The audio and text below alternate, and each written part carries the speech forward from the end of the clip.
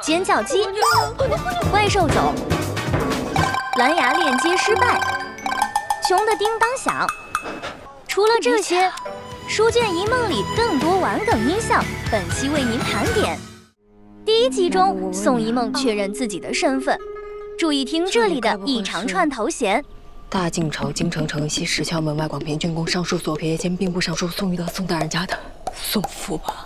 背景音效是一串上行的音阶。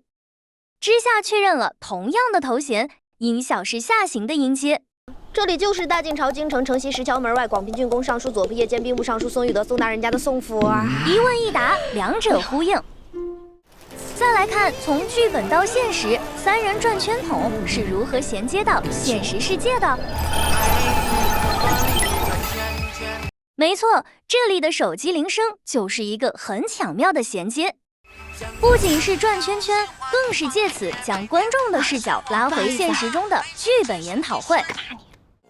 第20集，为了住进府中，演戏的宋一梦亲了南恒的手。心花怒放的南恒被进来的富贵打断，这里的音乐结尾做了降调处理。殿下，你这看什么呢？表示幻想破灭。这手有什么好看的？